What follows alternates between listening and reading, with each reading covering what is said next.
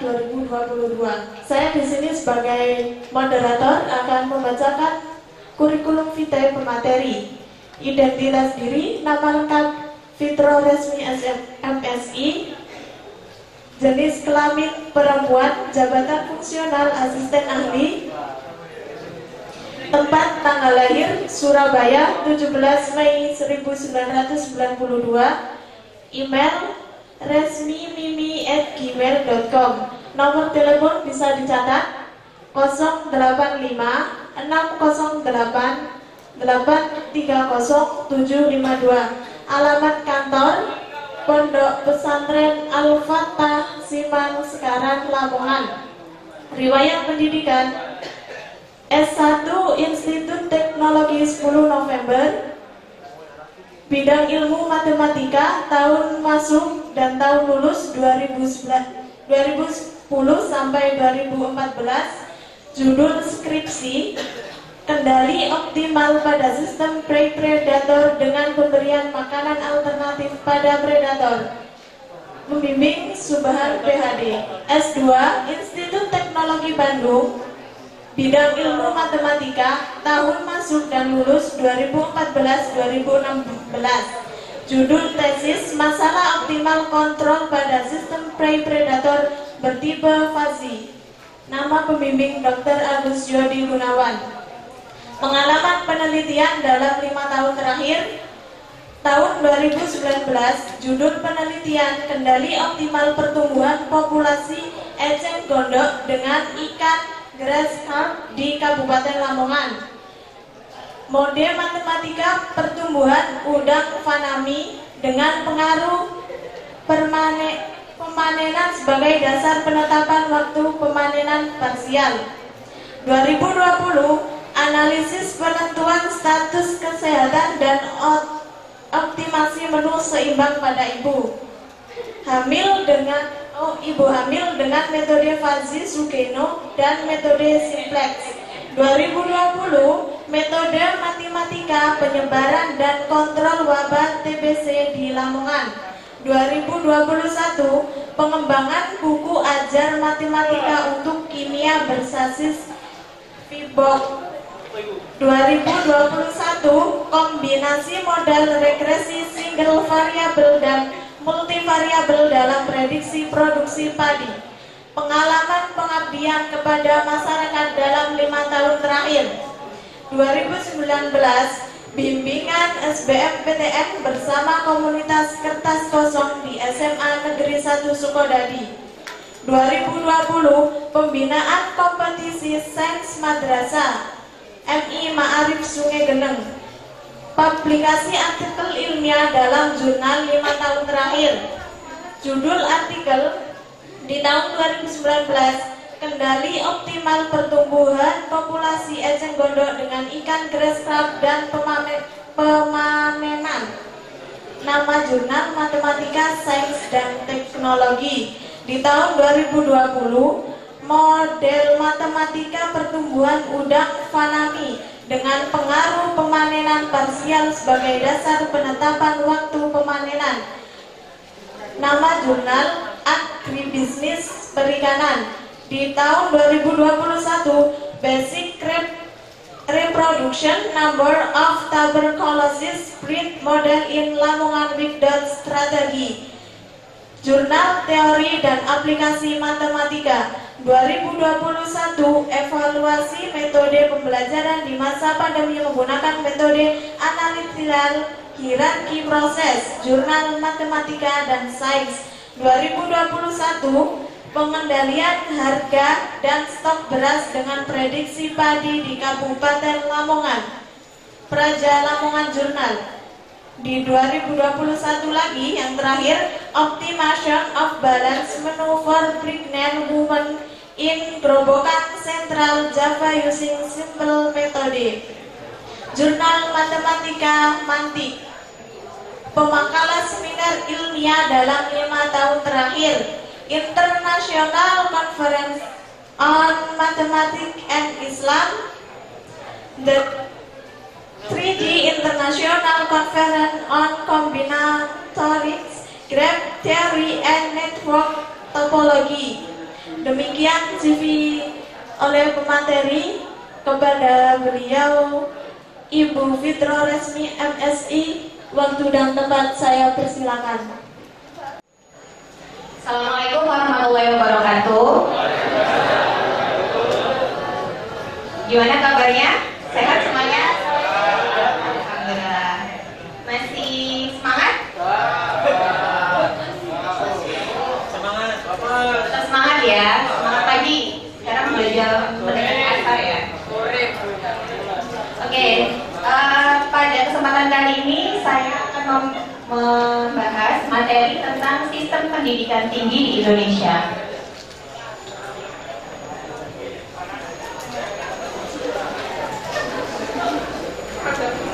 Oke, belum apa-apa udah undang ya. Jadi saya ambil definisinya dari Undang-Undang Nomor 12 Tahun 2012 tentang pendidikan tinggi.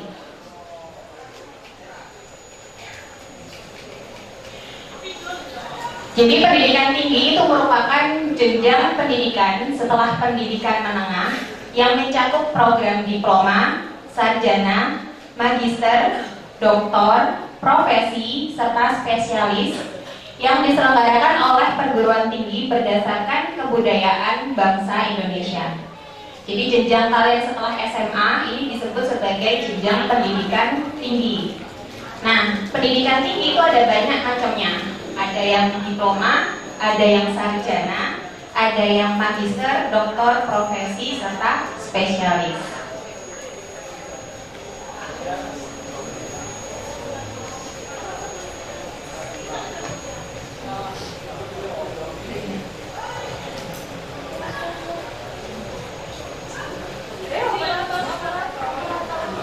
Oke, sambil nunggu operator ya, saya jelaskan sedikit tentang apa sih bedanya diploma, sarjana, magister. Tapi sebelum itu ada yang tahu nggak? Apa itu diploma, apa itu sarjana, apa itu magister? Belum tahu ya? Jadi diploma itu merupakan suatu jenjang pendidikan tinggi yang termasuk dalam jenis vokasi. Jadi ada jenis akademik, ada jenis vokasi, ada jenis profesi. Nah, untuk yang diploma ini itu termasuk dalam jenjang yang vokasi. Apa bedanya vokasi dan akademik? Kalau vokasi itu lebih ke banyak prakteknya.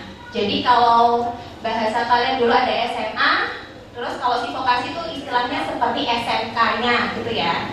Nah, kalau di pendidikan tinggi itu SMA itu sejenis seperti sarjananya. Kemudian kalau yang SMK-nya itu seperti diplomanya.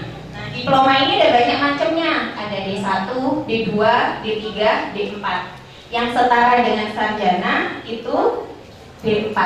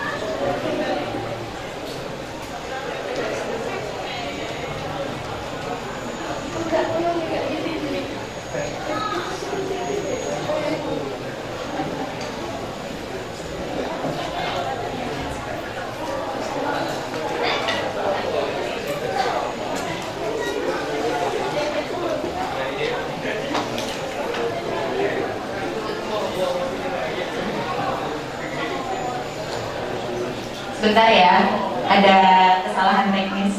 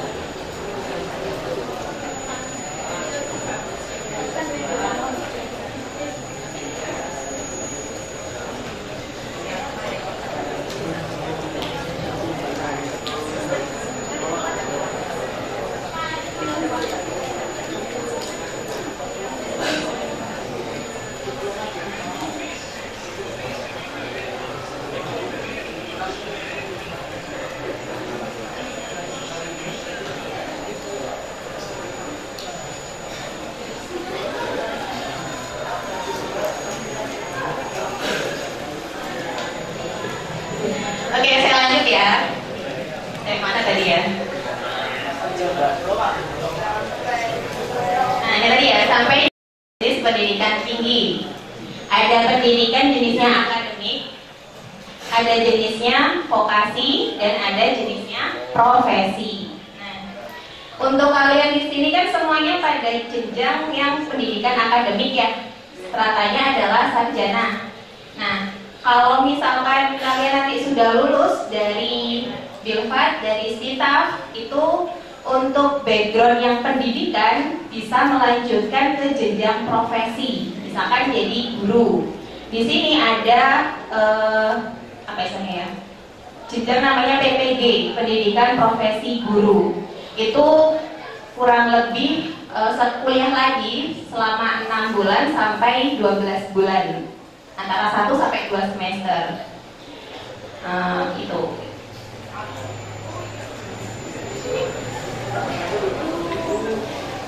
Kecepatan ya? Sorry.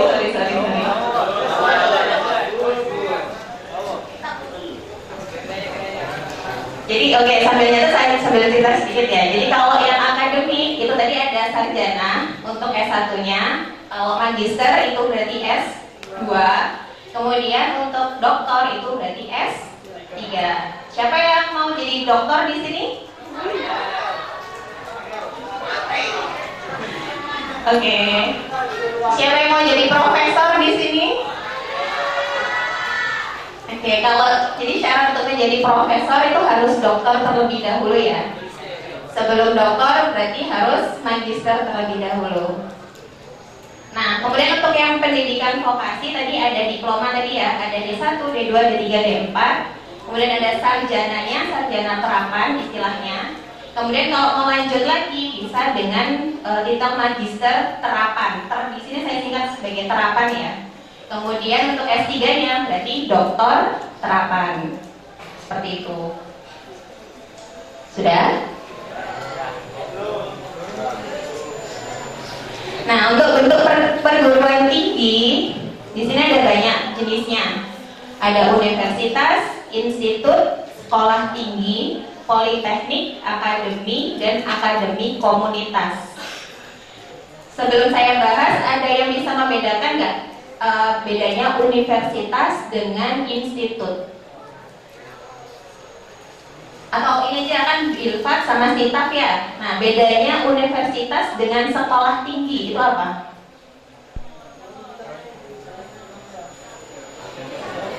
Ada yang tahu? Bisa acungkan tangan.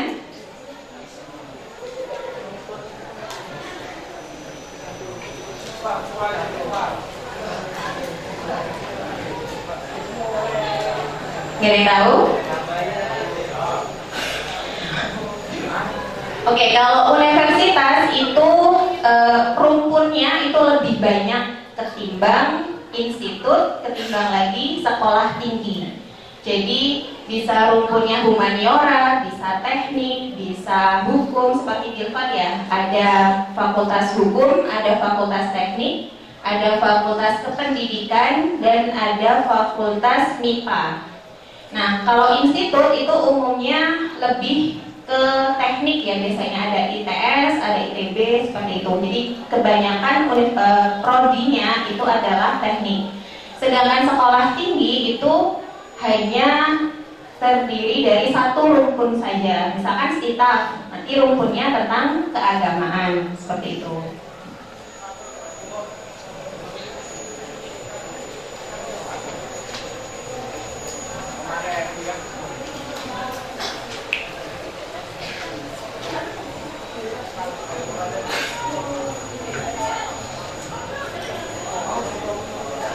Nah, si perguruan tinggi tadi dia itu punya kewajiban. Istilahnya di sini dia punya 3 kewajiban, namanya Tridharma. Tri artinya 3, Dharma itu artinya bentuk pengabdiannya ya. Jadi ada 3 bentuk kewajiban perguruan tinggi. Ada yang tahu Tridharma itu apa saja? Betul? Betul. Namanya siapa? Muhammad Maksum. Dari prodi apa? Oh, PAI, dari Stitaf ya berarti ya. Oke, bagus. Mas Maksum ya. Jadi ada 3, ada pendidikan, ada penelitian, dan ada pengabdian kepada masyarakat. Jadi di sini pendidikan atau pembelajaran itu merupakan suatu proses interaksi mahasiswa dengan dosen dan sumber belajar pada suatu lingkungan belajar. Jadi kalau kalian kuliah tidak ada interaksinya, itu berarti tidak termasuk dalam kategori pendidikan. Dan itu bisa kalian komunikasikan kepada pihak-pihak yang berwajib ya. Bisa ke kaprodi, bisa ke dekan, ataupun ke wakil rektor seperti itu. Jadi di sini ditekankan adanya interaksi antara dosen dan mahasiswa. Kemudian untuk penelitian itu merupakan suatu kegiatan yang dilakukan menurut kaidah ilmiah tertentu secara sistematis untuk memperoleh informasi, data, dan keterangan yang berkaitan dengan ilmu pengetahuan dan teknologi.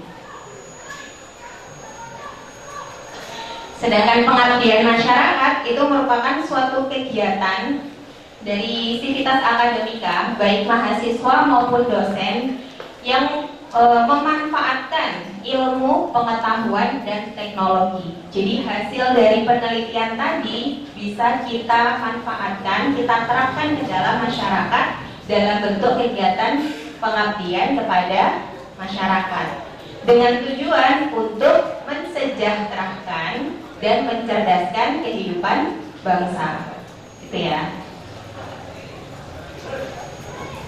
Nah, untuk kebijakan sendiri mengenai penelitian dan pengabdian pada masyarakat ini, itu ada kewajiban nih. Kan biasanya penelitian sama pengabdian yang melaksanakan dosen ya. Sedangkan pendidikan itu kaitannya dengan dosen dan mahasiswa. Tapi penelitian ini juga bisa dilakukan oleh mahasiswa. Dalam bentuk apa? Salah satunya dalam bentuk mata kuliah skripsi. Jadi skripsi itu salah satu bentuk kegiatan penelitian yang dilakukan oleh mahasiswa. Selain itu, mahasiswa juga bisa melakukan penelitian yang diikutsertakan dalam penelitian dosen. Jadi ada kebijakan bahwa dosen itu harus melibatkan mahasiswa dalam penelitiannya. Untuk penelitian itu minimal 1 mahasiswa, dan untuk pengabdian kepada masyarakat minimal 2. Jadi ketika kalian ingin ikut serta dalam kegiatan penelitian atau pengabdian dosen, maka tunjukkan kemampuan kalian sehingga dosen bisa percaya, bisa bekerja sama dengan kalian, gitu ya.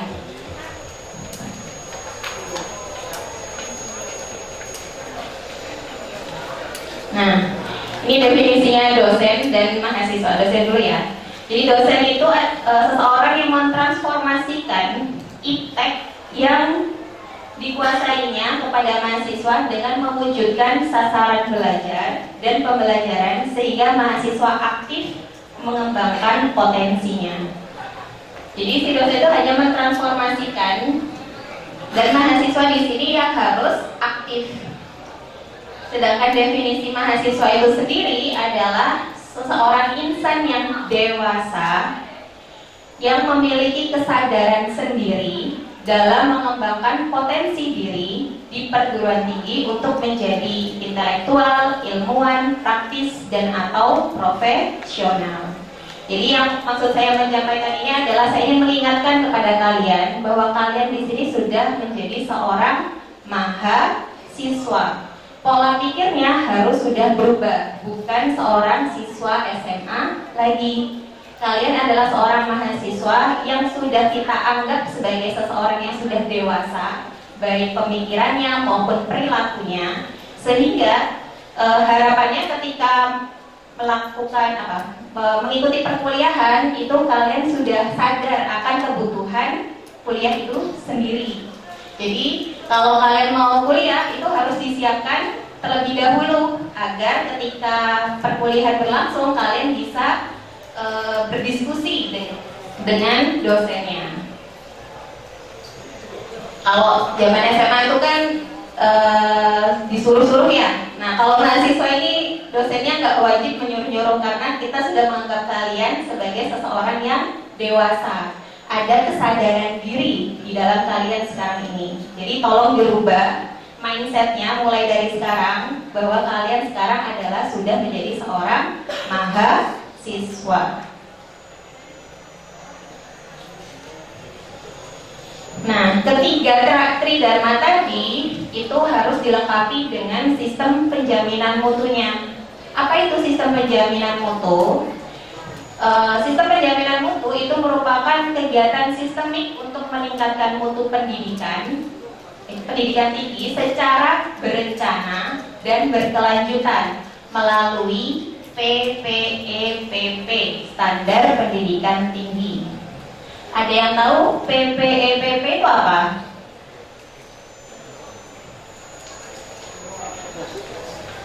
Belum pernah dengar ya, sepertinya ya. Jadi P yang pertama adalah penetapan. Jadi kita punya standar pendidikan tinggi yang kita tetapkan di awal. Kemudian P yang kedua adalah pelaksanaan. Jadi setelah kita tetapkan standarnya, kita laksanakan. Kemudian E itu adalah evaluasi. Jadi dari pelaksanaan tadi kita lakukan evaluasi untuk mengukur ketercapaian standar tadi seperti apa. Kemudian P berikutnya adalah pengendalian. Jadi kita kendalikan mana-mana saja standar yang harus diarahkan, harus diperbaiki. Kemudian yang P yang terakhir adalah peningkatan. Peningkatan ini terjadi ketika semua standar sudah tercapai. Jadi kita bisa meningkatkan standarnya. Maksud dan tujuan saya membahas PPP di sini itu adalah saya memohon kesediaan dan kemauan kalian ya untuk turut serta dalam mengevaluasi standar yang ada. Nah, di sini biasanya budayanya setiap akhir semester dari pihak universitas itu akan memberikan suatu kuesioner evaluasi pembelajaran. Jadi agar universitas ini bisa berjalan dengan baik dan punya mutu yang baik, jadi kita butuh keterlibatan kalian sebagai seorang mahasiswa dalam mengevaluasi standar yang ada. Selain evaluasi pembelajaran juga ada kuesioner kepuasan. Jadi mohon untuk mengisi kepuasan pembelajaran, kepuasan layanan yang lain itu dengan sejujur-jujurnya agar kita bisa berproses menjadi lebih baik lagi. Paham ya? Kemudian di sini ada PDDT. Nah, si mutu tadi itu bisa dilihat dari pangkalan datanya. PDDT di sini singkatan dari pangkalan data pendidikan tinggi. Jadi di situ adalah kumpulan data penyelenggaraan pendidikan tinggi seluruh perguruan tinggi yang terintegrasi secara nasional. Jadi apapun informasi yang kalian inginkan, googling aja ya, Google, ketik aja PDDT gitu. Nanti akan banyak hal yang bisa kalian dapatkan dari akreditasi program studi, kemudian dosen-dosennya itu siapa saja, mahasiswanya ada berapa, kemudian NIDN, nomor induk dosen juga bisa didapatkan dari PDDT, atau NIM, nomor induk mahasiswa. Misalkan kalian nggak hafal nih teman-teman kalian, bisa kalian lihat di PDDT.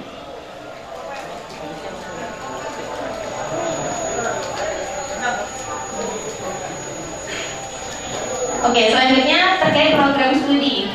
Program studi di sini merupakan kesatuan kegiatan pendidikan dan pembelajaran yang memiliki kurikulum dan metode pembelajaran tertentu. Jadi segala hal yang berkaitan dengan perencanaan pembelajaran itu ada di dalam program studi. Program studi ini dia punya ketua ya, atau kita sebutnya sebagai kaprodi. Segala hal yang berkaitan dengan pembelajaran kurikulum kalian bisa tanyakan ke kaprodi masing-masing. Nah, sedangkan kurikulum itu sendiri merupakan seperangkat rencana dan pengaturan mengenai tujuan, isi, dan bahan ajar serta cara yang digunakan sebagai pedoman penyelenggaraan kegiatan pembelajaran untuk mencapai tujuan pendidikan tinggi. Ada nih. Kita dengarkan aja dulu ya.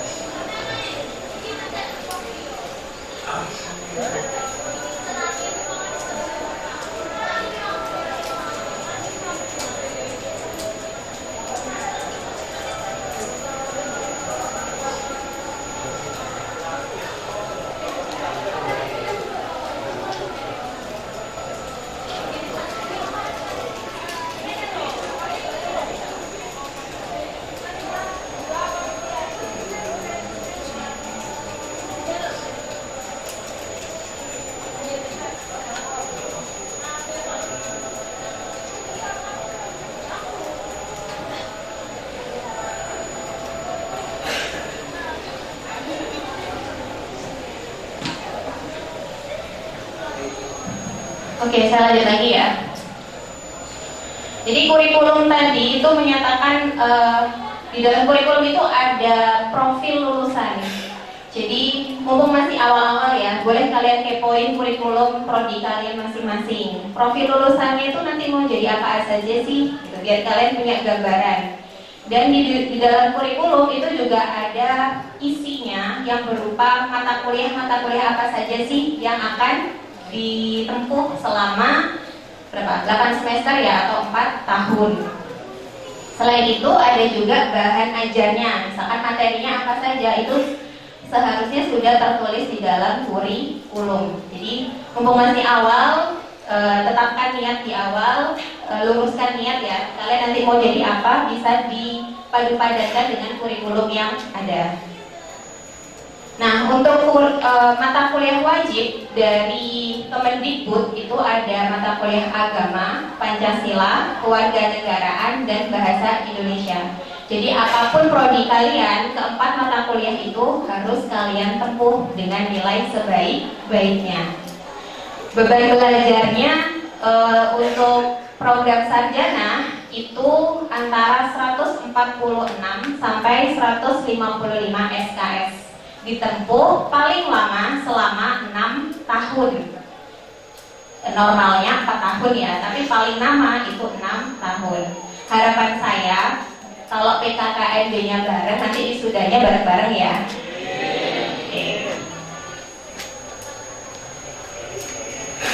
Nah, untuk SKS sendiri, tadi kan ada kalau mau lulus berapa SKS gitu ya? Antara 146 sampai 155 SKS. Satu SKS itu dihargai waktunya dalam proses pembelajaran itu sebesar 50 menit tatap muka. Jadi bisa kalian sebagai bentuk evaluasi ya, misalkan di akhir ketika ada dosen yang kuliahnya kok nggak sampai 50 menit, itu bisa kalian evaluasi di akhir pembelajaran. Makanya tadi saya pesan bentuk evaluasinya juga harus dilibatkan dari mahasiswa agar lebih terpotret dengan benar pelaksanaannya seperti apa.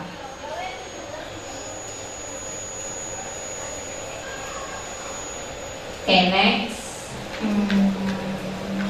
Nah, mengenai kurikulum, untuk kurikulum 2021 ya, di Bilfat itu sudah menetapkan kebijakan tentang Merdeka Belajar Kampus Merdeka. Apa itu Merdeka Belajar Kampus Merdeka atau saya singkat sebagai MBKM ya? Yaitu suatu program pembelajaran yang memfasilitasi mahasiswa untuk memperkuat kompetensi dengan memberikan kesempatan menempuh pembelajaran di luar prodi pada PT yang sama atau di prodi yang sama di PT yang berbeda atau di prodi yang berbeda di PT yang berbeda atau yang paling terakhir di luar perguruan tinggi. Jadi ini ada kemerdekaan dalam belajar ya. Jadi kalian bisa kuliah kalau di Bilfat itu 1 semester di luar prodi. Nah, di luar prodi ini artinya bisa di Bilfat atau di Sitar sendiri, atau yang kedua bisa di luar prodi. Misalkan awalnya prodi matematika, mau kuliah di prodi teknik mesin misalkan, itu bisa selama 1 semester. Atau di prodi yang berbeda, di PT yang berbeda juga, misalkan teknik mesinnya ITS, selama ada kerja sama.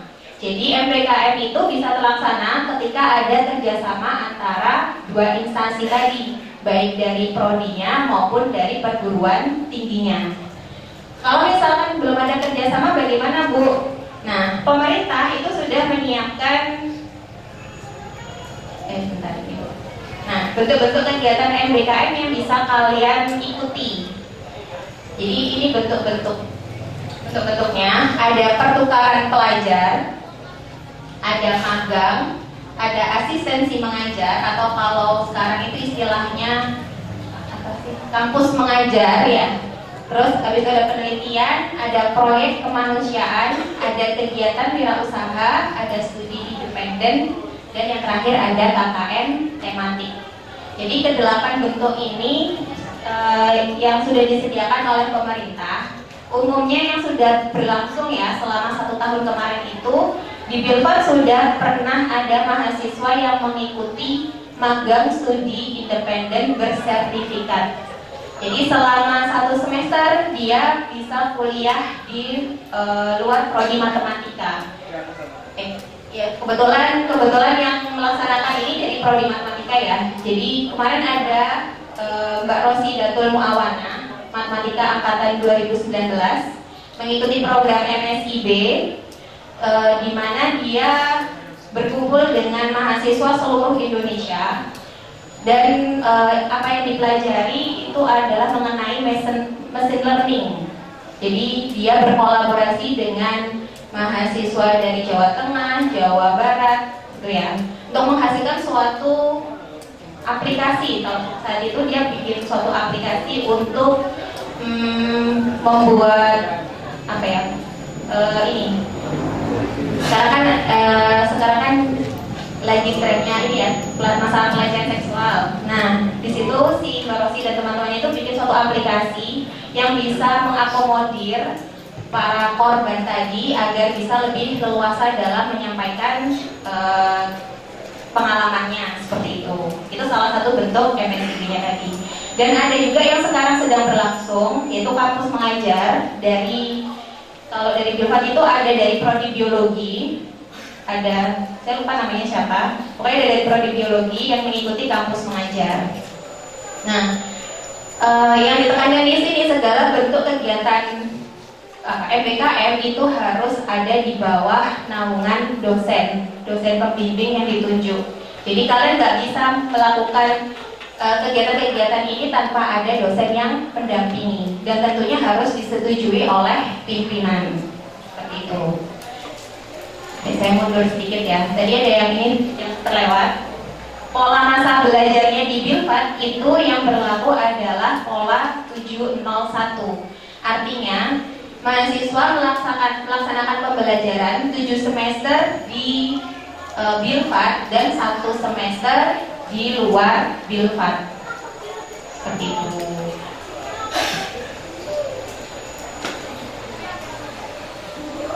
Nah, bagaimana mekanisme pelaksanaan MBKM ini? Yang pertama, mahasiswa merencanakan bersama dosen pembimbing.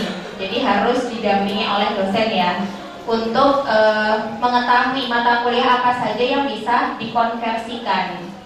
Kemudian mendaftar program kegiatan di luar prodi tadi, kemudian melengkapi persyaratan dan mengikuti program kegiatannya. Nah, ketika kalian sudah melaksanakan si MBKM tadi, kalian harus membuat catatan harian atau logbook sehingga bisa dimonitoring oleh dosen pembimbingnya. Dan di akhir kalian punya kewajiban untuk menyusun laporan kegiatan dan mempresentasikannya kepada dosen pembimbing.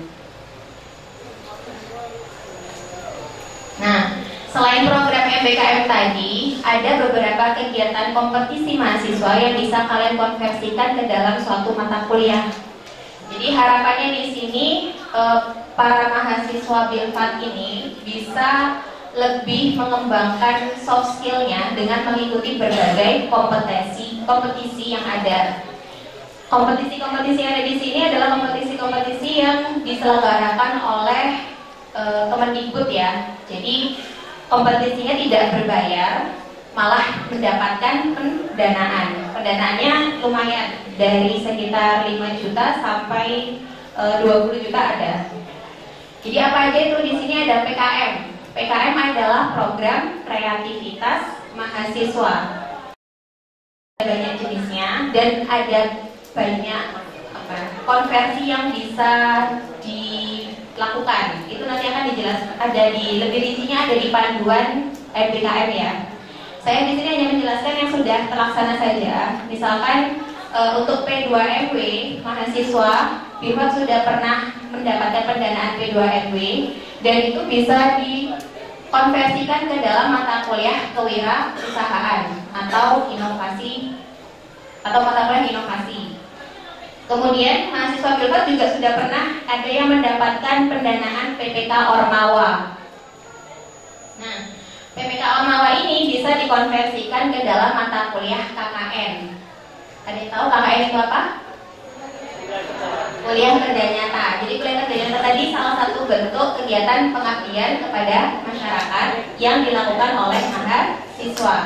Jadi kalian bisa bebas KKN ketika kalian memenangkan atau mendapatkan hibah PPK Ormawa. Selebihnya ada LIDM, ada Lomba Inovasi Digital Mahasiswa, ada NUDC, ini National University Debat, masalah debat, kompetisi debat ya, debat dengan bahasa Inggris. Ada KDMI, kompetisi debat mahasiswa Indonesia, berarti dia pakai bahasa Indonesia. Seperti itu. Oke, selanjutnya ke kode etik mahasiswa. Jadi ini hal-hal yang perlu diperhatikan ya selama kalian menjadi mahasiswa. Yang pertama, mahasiswa wajib menjunjung tinggi nama dan nilai-nilai luhur Universitas Bilfat maupun Stitaf. Yang kedua, selalu berusaha sekuatnya untuk dapat menyelesaikan studi dengan cepat dengan hasil yang sebaik-baiknya. Saling menghormati kepada dosen, karyawan, sesama mahasiswa, dan juga kepada masyarakat pada umumnya. Siap saling membantu sesama mahasiswa dalam hal yang positif, kemudian mengikuti kegiatan tatap muka di kelas secara disiplin, kemudian berusaha memenuhi komitmen waktu, dan memberi pemberitahuan apabila terjadi perubahan janji. Jadi misalkan kalian ada kuliah ya, ada keterlambatan, misalkan bisa kalian komunikasikan ke dosen pengampu mata kuliah itu, minta izin misalkan telat. Kalau namanya izin itu berarti harus dilakukan sebelum pelaksanaan ya. Kalau sudah telat bukan namanya izin ya. Jadi kalau misalkan ada izin telat, dilakukannya sebelum perkuliahan itu dimulai. Nah, tadi ada nilai-nilai Bilfat dan nilai-nilai Stitaf. Itu yang pertama adalah berakhlakul karimah, jujur, istiqomah dan amanah, tangguh, mandiri dan mampu menjadi teladan, gemar menuntut ilmu, berbuat kebaikan, dan yang terakhir menyatu dengan masyarakat. Oke, ini ada etika mahasiswa dalam berpakaian. Mohon diperhatikan ya. Jadi untuk bagi pria itu tidak diperkenankan menggunakan anting baik di telinga maupun di tempat lain. Bagi mahasiswa wajib mengenakan pakaian yang rapi dan sopan. Untuk wanita pakaian kuliah atau kerja yang sopan, dan laki-laki pakaian sopan, celana kerja, berganti atau batik. Kemudian pakaian resminya mahasiswa di dalam ataupun di luar kampus adalah pakaian yang tadi seperti ketentuan di atas, ditambah dengan jas alma mater. Belum punya jas alma mater ya? Oke, ditunggu. Kemudian yang terakhir, mahasiswa harus senantiasa menjaga kebersihan dan kerapihan pakaiannya. Itu etika mahasiswa dalam berpakaian. Kemudian untuk etika mahasiswa dalam pergaulan, senantiasa menjaga kesantunan dan sikap saling menghormati, menghargai kepada dosen, tenaga pendidikan, dan sesama mahasiswa. Yang kedua, menggunakan bahasa pergaulan yang mencerminkan sikap saling menghargai. Ini perlu disoroti ya, karena semakin kesini saya merasa bahasa yang digunakan oleh mahasiswa terlalu sopan. Jadi tolong kalau berkomunikasi dengan dosen ataupun dengan tenaga kependidikan itu ditata baik-baik kalimatnya. Kemudian yang terakhir, melakukan pergaulan secara wajar dengan menghormati nilai-nilai agama, kesusilaan, dan kesopanan. Nah, ini beberapa kewajiban yang harus dilakukan oleh mahasiswa. Yang pertama jelas ya, harus beriman dan bertakwa kepada Tuhan Yang Maha Esa, menjunjung tinggi hukum berdasarkan Pancasila dan undang-undang. Yang kedua, memahami dan menjunjung tinggi visi, misi, dan tujuan Universitas Bilfat maupun Stitaf. Nah, ada yang tahu visi misinya Universitas Bilfat? Sudah mengenal kampusnya belum? visi Universitas Bilfat ada di sini. Jadi visi Universitas Bilfat adalah menjadi universitas terkemuka dalam riset terapan yang dijiwai nilai-nilai keislaman, keindonesiaan, dan kepesantrenan. Kalau visinya Sitaf, Masum tahu Masum? Belum tahu. Yang lain ada yang tahu visinya Sitaf apa ya? Visi Sitaf adalah menjadi lembaga pendidikan agama Islam yang bermutu dan mengintegrasikan tradisi keilmuan, kepesantrenan, dan kemajuan sains. Jadi kolaborasi antara sains dan kepesantrenan. Kemudian yang ketiga, kewajiban mahasiswa adalah menjaga nama baik, harkat dan martabat Universitas Bilfat maupun Sitaf. Menjunjung tinggi moral agama dan tata susila, memiliki sikap integritas, intelektualitas, dan responsibilitas yang tinggi, memiliki kepekaan terhadap lingkungan kampus dan luar kampus, berperilaku jujur, bertutur kata yang sopan dan saling menghormati, serta bersedia menerima sanksi yang ditetapkan atas pelanggaran terhadap peraturan kampus. Jadi pesan saya di sini dari sekian banyak itu, saya lebih banyak lagi tentang kesopanan ya. Lagi tentang kesopanan. Tetap apa ya? Sepintar-pintarnya kalian, sejago-jagonya kalian matematika, fisika, apapun itu, kalau kalian punya sikap yang kurang sopan, itu sangat tidak ada artinya. Saya lebih menghargai orang yang sikap santunnya ada tapi kurang dalam pengetahuan daripada yang sok pintar dan tidak ada sopan santunnya. Jadi titipan saya harus dijunjung tinggi nilai kesopanannya.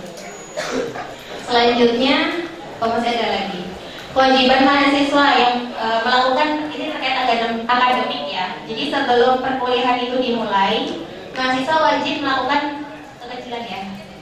Maaf ya. Jadi mahasiswa harus melakukan registrasi administrasi terlebih dahulu. Istilahnya KRS, memprogramkan mata kuliah apa saja yang akan dilaksanakan di semester yang akan berjalan. Kemudian wajib melakukan bimbingan akademik. Jadi segala bentuk bimbingan, atau kalian misalkan bingung mau ngambil mata kuliah apa saja, itu harus dikonsultasikan ke dosen pembimbing akademik. Biasanya nanti ada pembagian dari Kaprodi, siapa-siapa saja mahasiswanya dan siapa-siapa saja dosen pembimbing akademiknya. Jadi di awal semester, mungkin setelah PKKMB itu kalian akan bertemu dengan dosen pembimbing akademik untuk melakukan registrasi atau menuliskan kartu rencana studinya, menentukan mata kuliah apa saja yang akan diambil. Nah, kemudian setelah melakukan registrasi saat perkuliahan, mahasiswa di sini wajib menghadiri perkuliahan minimal 75% dari total jumlah pertemuan. Satu semester ada yang tahu nggak berapa minggu, berapa pertemuan? Ada berapa pertemuan dalam satu semester? Berapa mbak? Kok 17? 16 ya. 16 minggu itu sudah termasuk dalam UTS dan UAS. Jadi tatap muka kuliah di kelas itu ada 14 minggu. Nah, coba hitung sendiri, 75% dari 14 minggu itu berapa? Jadi minimal boleh gak masuk, tapi harus izin ya, izin terlebih dahulu ke dosen pengampu mata kuliahnya. Kemudian mahasiswa wajib memenuhi semua peraturan yang berlaku di Universitas Bilfat maupun Sitaf. Mahasiswa wajib menunjukkan kartu ujian saat UTS dan UAS. Mahasiswa wajib melengkapi persyaratan administrasi akademik dan keuangan untuk kegiatan perkuliahan, praktikum, KKN, penelitian untuk tugas akhir ataupun skripsi dan wisuda. Mahasiswa wajib mengurus surat-surat perjanjian untuk surat-surat perizinan untuk kegiatan KKN dan penelitian untuk tugas akhir atau skripsi. Mahasiswa wajib untuk mengikuti pembekalan praktikum, pembekalan PPL ataupun PKL dan KKN. Mahasiswa wajib melakukan bimbingan pada saat melakukan kegiatan KKN, PPL, PKL maupun skripsi. Jadi semua kegiatan itu harus didampingi oleh dosen pembimbing dan harus ada bimbingannya. Kemudian mahasiswa wajib menanggung penggantian semua kerusakan atau kehilangan alat bahan selama mengikuti kegiatan praktikum. Jadi misalkan ada rusak ataupun pecah atau apa, ya yang memecahkan itu yang bertanggung jawab. Nah, setelah tadi saya menjabarkan kewajiban-kewajiban mahasiswa, ini ada beberapa hak mahasiswa yang perlu kalian ketahui ya. Jadi mahasiswa itu berhak mengikuti UAS setelah menghadiri perkuliahan minimal 75%. Jadi jangan minta UAS kalau perkuliahan kalian belum 75%. Yang kedua, mahasiswa tidak dapat mengikuti UTS maupun UAS. Mahasiswa yang tidak mengikuti UTS maupun UAS bisa punya kesempatan untuk mengikuti ujian susulan. Ini ada term conditionnya ya. Misalkan mahasiswa itu sakit, tapi tidak berlaku kalau misalkan perkuliahannya kurang dari 75%, ya nggak berhak untuk mengikuti ujian. Kemudian mahasiswa yang telah melaksanakan semua tugas dan mengikuti semua jenis ujian berhak mendapatkan nilai. Mahasiswa mengikuti pembekalan PPL, PKL, KKN berhak mengikuti dan mendapatkan nilai PKL, PPL maupun KKN. Mahasiswa berhak melakukan perbaikan nilai. Jadi kalau misalkan kalian merasa kok nilai saya cuma segini, padahal saya sudah mengerjakan tugas, sudah mengikuti ujian, UTS, UAS, itu bisa kalian konsultasikan ke dosen pengaku mata kuliah masing-masing. Tapi lagi-lagi ya dengan bahasa yang sopan. Kemudian mahasiswa berhak menggunakan kebebasan akademik untuk menuntut dan mengkaji ilmu pengetahuan, memperoleh pengajaran dan layanan akademik sesuai dengan minat, bakat, kemampuan, dan kegemarannya. Mahasiswa berhak memanfaatkan fasilitas yang disediakan oleh universitas. Mahasiswa berhak mendapatkan bimbingan dari dosen dalam penyelesaian studi. Kemudian mahasiswa berhak memperoleh layanan informasi studi, berhak memperoleh layanan kesejahteraan sesuai dengan peraturan. Ini maksudnya informasi mengenai beasiswa ataupun informasi mengenai kesehatan, seperti itu ya. Kemudian mengajukan permohonan untuk pindah ke PT atau prodi lain. Kalian punya hak untuk pindah ke prodi atau PT lain, tapi harus dikomunikasikan dengan baik. Ikut serta dalam kegiatan kemahasiswaan. Jadi kalian semua di sini berhak mengikuti kegiatan kemahasiswaan, berhak menjadi anggota dalam Ormawa. Dan yang terakhir, mahasiswa berhak memperoleh pelayanan khusus jika menyandang cacat. Adapun ini larangan-larangan mahasiswa: membuat kegaduhan yang mengganggu perkuliahan atau praktikum, melakukan kecurangan dalam bidang akademik, administratif maupun keuangan, misalkan nyontek atau memalsukan dokumen. Kemudian dilarang merokok, makan, dan minum pada waktu perkuliahan. Dilarang membawa senjata tajam, melakukan perkelahian, melakukan pemerasan, melakukan pelecehan, serta membentuk geng. Dilarang mengotori atau mencoret-coret meja, kursi, dan tembok, merusak dan mencuri hak milik fakultas, universitas, maupun tempat praktik. Jadi harus dijaga bareng-bareng ya fasilitas ini. Kemudian dilarang untuk mengkonsumsi, mengedarkan, menyalahgunakan obat-obat keras berbahaya, narkotika, ataupun minum-minuman keras, melakukan hal-hal yang melanggar susila, dilarang mempromosikan yang berkaitan dengan produk rokok, dilarang melakukan judi dan perbuatan yang dapat dikategorikan sebagai perjudian, dilarang melakukan segala bentuk perbuatan perundungan atau bullying. Dilarang membuli sesama temannya ya. Nah, adapun sanksi-sanksinya di sini bisa berupa peringatan keras secara lisan maupun tertulis, pembatalan nilai ujian, misalkan terdapati tadi ada kecurangan, kemudian bisa tidak lulus dalam mata kuliah tertentu, bisa juga tidak lulus untuk semua mata kuliah pada semester yang berjalan, tidak diperkenankan mengikuti kegiatan akademik pada kurun waktu tertentu atau diskors, atau yang paling fatal adalah pemecatan atau pemberhentian atau dikeluarkan dari Universitas Unpad maupun STITAF. Terakhir, saya sampaikan selamat datang anggota muda, selamat berproses, selamat berkarya, dan selamat berjuang. Terima kasih. Assalamualaikum warahmatullahi wabarakatuh. Tapi sebelum materi ini ditutup, masih ada waktu untuk sesi tanya jawab selama 5 menit. Barangkali dari pemaparan oleh pemateri ada poin-poin yang kurang difahami bisa ditanyakan. Waktu 5 menit saya tunggu dari sekarang.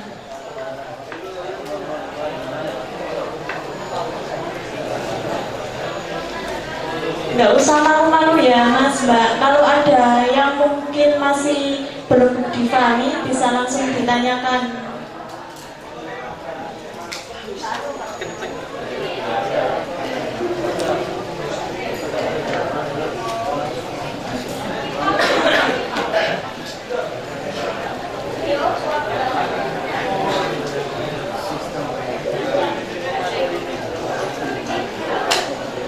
Mana ini? Nggak ada yang tanya?